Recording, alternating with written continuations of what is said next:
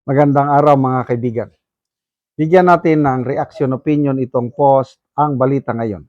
Title, Kiko Pangilinan, posible tumayong impeachment manager sa impeachment ni VP Sara.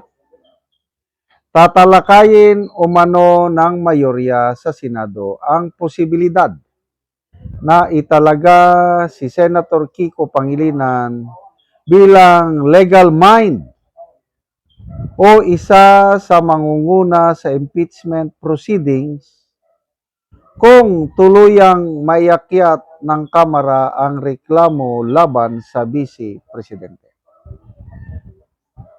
Ayon kay Senator Ping Lacson, mahalaga na ang hahawak sa impeachment trial ay bihasa sa batas at sa proseso sa korte.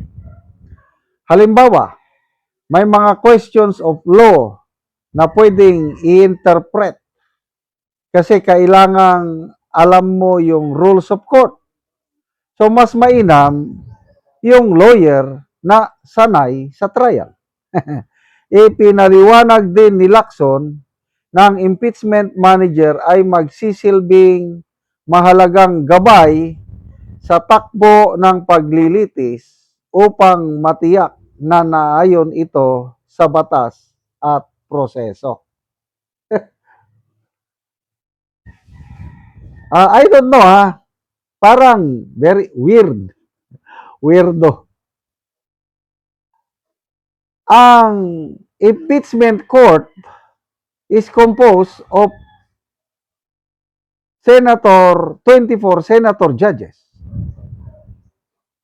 So kung ano man ang takbo ng impeachment trial, dapat botohan para bang en banc sa Supreme Court. Hindi naman pwede na ang Chief Justice na lang ang nasusunod. Hindi pwede yun. Ang Chief Justice, isang boto lang siya. Siya lang yung presiding officer, mamaya pa gano'n. Kaya, to me, I don't see the need of having an impeachment manager.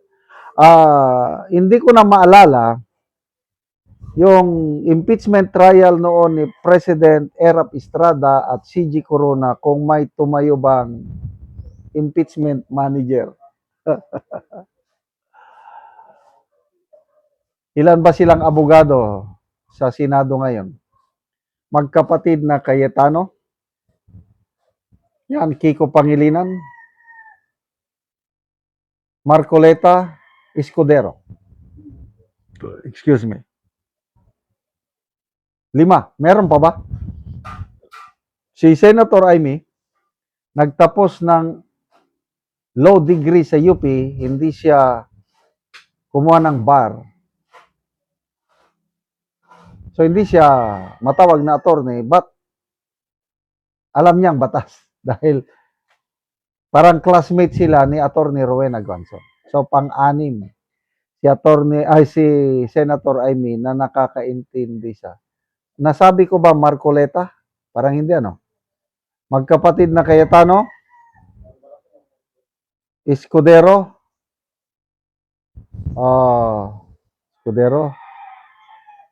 Pangilinan,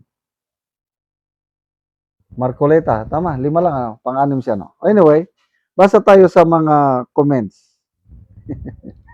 Okay, reaction.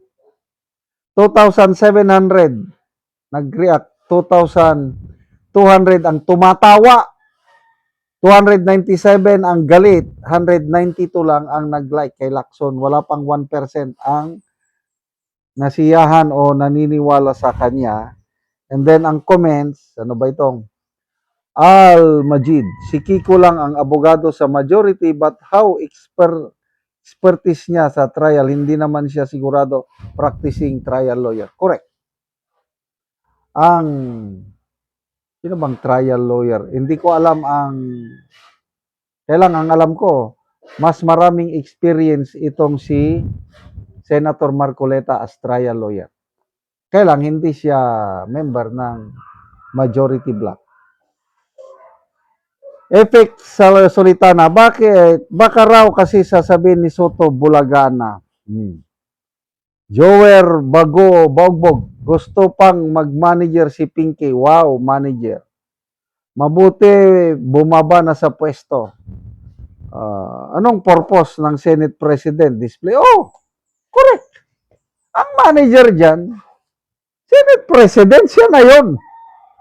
Ang problema kasi, hindi siya abogado. Ayan, kung abogado sana si Senator Soto, walang problema. Noon, tingnan nyo yung last year with Escudero, dahil abogado siya, tama yung ginawa niya. They took their time, nag-prepare, hindi sumunod sa panawagan nga, Fort Wayne, sige na, simulan na. Ay, hindi. Ito lang. Kaya, tama ang diskarte ni Senate President Escudero noong 19th Congress dahil abogado siya. Nagets ko na. Nagets ko na kung bakit kailangan ng sinasabi ni Lacson na may Senate manager, manager sa impeachment trial kasi hindi abogado yung kaibigan niyang Senate President. So, parang advisor, bubulong. Kaya lang, hindi naman pwedeng ang magdesisyon lang yung advisor, yung manager. Pag mayroong dyan, nag-uusap yan, butuhan, yan ang pagkakaintindi ko. Kaya useless yung manager na yan. Dahil walang gagawin ang impeachment court, hindi makakagalaw kung hindi majority ang masunod. Example, pa-open ang yung BIR box. Naglalaman ng income tax return ng mag-asawang Duterte. Bubutuhan yan ng ng 24 senator judges. Yung mga bank records, bubutuhan yan ng mga ganyan lahat. Kaya nga, yung brown envelope noon kay Erap Estrada, binutuhan. Nag-walk out ang dahil hindi pa open. Buto lahat yun. Kaya, I don't think so na kailangan pa ng manager sa impeachment trial.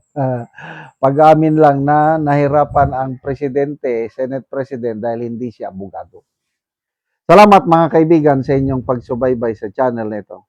Nakakatulong kayo ng malaki sa tribong talanding ng Bukidnon dahil ang sweldo natin sa channel na ito is pantulong po sa tribo. Namimigay tayo ng libreng yero at pako para makapagpatayo sila ng mas maayos na tirahan. Panoorin nyo ang video na ito. O karon mo na ni ang natagaan og yero. So makatop na ni gyud siya karon.